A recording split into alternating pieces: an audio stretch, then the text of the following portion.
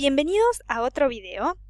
En esta ocasión vamos a resumir las ideas principales de la primera unidad del programa de Física 2, Deformaciones mecánicas. Queremos remarcar que el tema de deformaciones es muy importante y riguroso para la ingeniería, por lo que no pretendemos abordarlo íntegramente en estos dos videos. Estamos ofreciendo una síntesis básica y elemental para introducir a nuestros estudiantes de Física 2 en el tema. Primeramente, acordemos tres conceptos básicos sobre el tema, como lo son la idea de rigidez, qué entendemos cuando hablamos de deformaciones y por qué calificamos a ciertas deformaciones como mecánicas. Para describir la deformación de un cuerpo sólido real, partiremos de un estado inicial en el que el cuerpo está en reposo y libre de toda acción exterior. En este estado inicial, el cuerpo tendrá una cierta forma, y cada uno de los puntos de este cuerpo ocupará una posición definida. Durante la deformación, cada punto de este cuerpo experimentará un corrimiento. El estado de deformación queda definido cuando se conoce el corrimiento de cada punto del cuerpo, teniendo cada punto 3 grados de libertad. Como se ve, estamos frente a un problema de alta complejidad matemática. La idea de rigidez proviene del curso anterior de física y responde a esas idealizaciones a las que recurre la ciencia buscando describir situaciones específicas. De Física 1 traemos la idea de cuerpo rígido, al que definimos como aquel cuerpo cuyos puntos mantienen distancias invariables entre sí, por más grandes que sean las fuerzas que sobre el cuerpo actúan. Esto representa la condición de rigidez. Ahora bien, un cuerpo así solo existe en condiciones ideales. En la realidad no existen los cuerpos rígidos.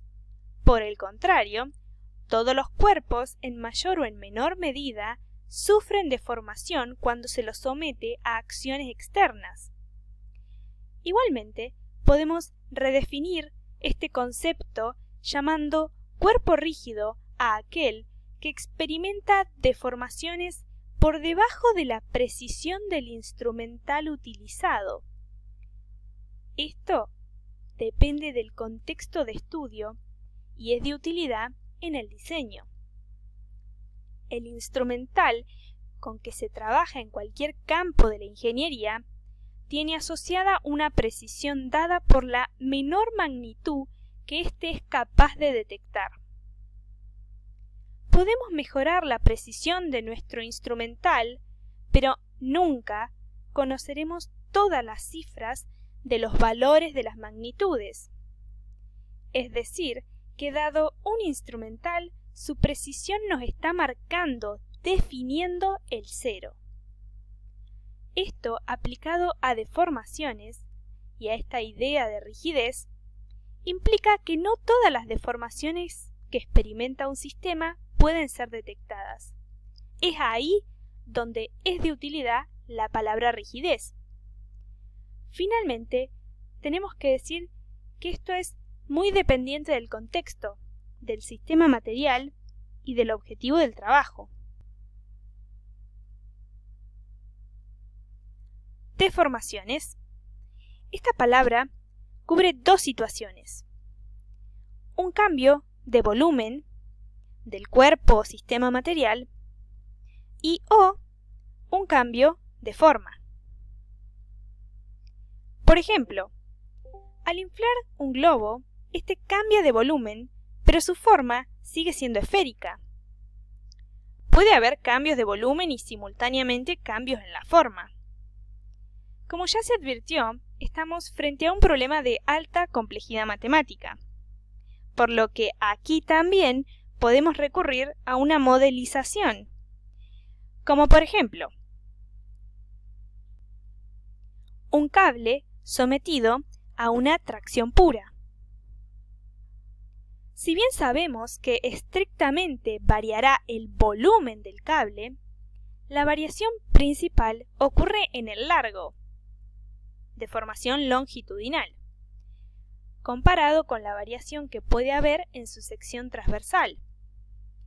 La deformación transversal, que completaría la deformación volumétrica de la barra, se calcula mediante el coeficiente de Poisson.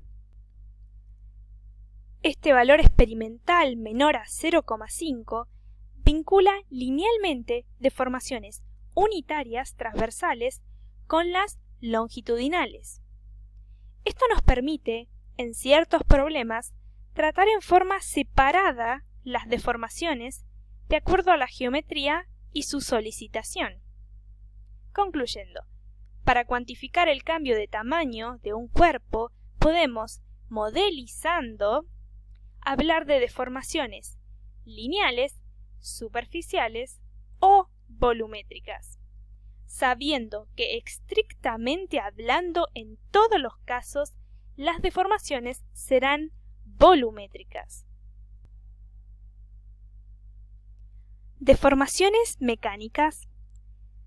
Se califica a una deformación como mecánica cuando su causa es debida a la acción de un sistema de fuerzas externo, fuerzas y o torques, y la temperatura se mantuvo constante durante este proceso. En nuestro curso solo analizaremos deformaciones elastoestáticas, es decir, el sistema externo actuante y responsable de las deformaciones está siempre en equilibrio. El sistema solo se deforma, no hay aceleraciones durante este proceso. Se trata de un proceso que comienza en un estado inicial sin deformación, teórico, ya que deberíamos poder eliminar el campo gravitatorio, y termina en otro estado llamado equilibrio de deformación, característico este último del estado de agregación sólido. Tengamos en cuenta que solamente el estado de agregación sólido es capaz de equilibrar con esfuerzos internos las acciones externas. Bueno, en realidad también los fluidos no newtonianos, sobre los que hablaremos más adelante. Cuando esta capacidad desaparece, el sistema comienza a fluir. De hecho, en los metales, en estado sólido, hay un periodo llamado fluencia, donde el material se deforma mucho sin poder equilibrar las acciones externas. Este periodo dura poco, pues el material vuelve a endurecerse justamente por estas grandes deformaciones. Las deformaciones mecánicas de un cuerpo dependen básicamente de tres parámetros: las acciones externas y su modo de aplicación. Aquí no podemos reemplazar fuerzas distribuidas por su resultante aplicada en el baricentro del diagrama de distribución. La mayoría de las fuerzas son distribuidas: el peso, el viento, la presión que ejerce un fluido. La fuerza puntual es un caso particular. Las cargas que veremos son estáticas o cuasiestáticas. Las cargas se dicen que son estáticas cuando demoran un tiempo infinito en aplicarse, lo cual es una idealización, mientras que se denominan cuasiestáticas cuando el tiempo de aplicación es suficientemente prolongado. Las cargas que se aplican en un tiempo muy reducido se denominan dinámicas. Hablamos de impactos, por ejemplo. Las solicitaciones internas que producen son sensiblemente mayores que si fuesen estáticas o cuasiestáticas. La velocidad con que se aplica la carga modifica el proceso y la magnitud de las deformaciones. Otro factor importante es la geometría del cuerpo. De hecho, el diseño de estructuras busca que las deformaciones de las piezas sean compatibles con los requerimientos. Un tercer parámetro son los materiales que conforman el cuerpo y sus propiedades.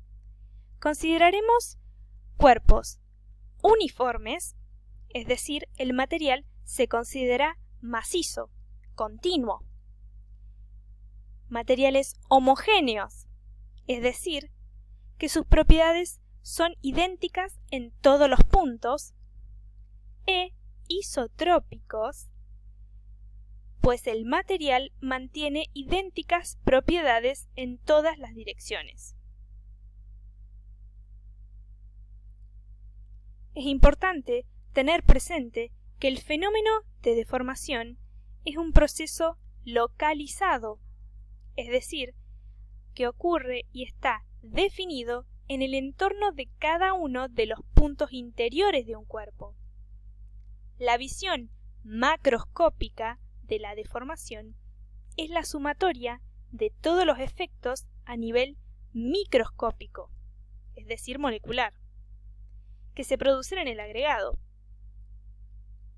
La variación de la distancia y organización molecular dará como resultado un cambio en el volumen y la forma del agregado macroscópico.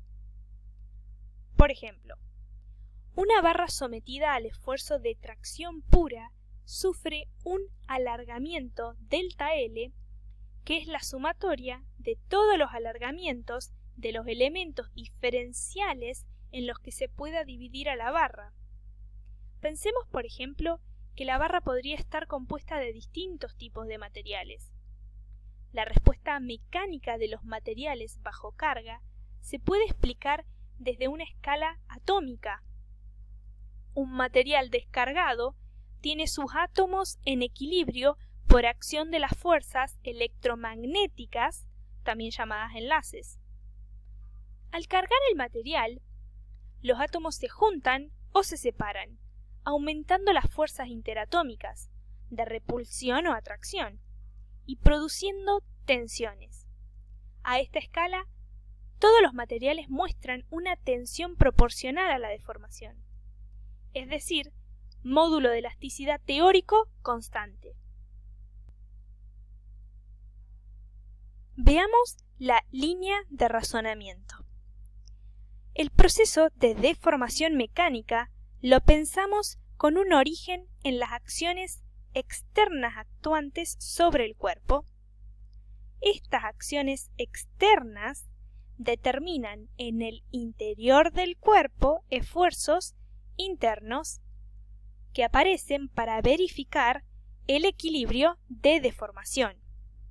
Y estos esfuerzos internos son los responsables de las deformaciones mecánicas. Mediante un planteo de equilibrio de deformaciones, o método de las secciones, podemos calcular los esfuerzos internos. Y con estos esfuerzos internos, mediante relaciones de origen experimental, se infieren las deformaciones mecánicas de los cuerpos. Aquí también se pone en evidencia dos categorías importantes del diseño de una pieza estructural, que es un cuerpo vinculado sometido a acciones externas. Primero, el valor de los esfuerzos internos del cuerpo. Esto permite diseñar la geometría y el tipo de material. Y segundo, las deformaciones que experimenta el cuerpo. Esto se asocia a la compatibilidad de funcionamiento del mismo. Generalmente se verifica en los cálculos que estén dentro de ciertos límites llamados aceptables. Por último, aclarar que solo se analizaron deformaciones básicas de tracción o compresión pura y esfuerzo cortante. No incluye el estudio de deformaciones tales como flexión, tracción, pandeo, etc. En el siguiente video continuaremos con este viaje por el mundo de las deformaciones mecánicas.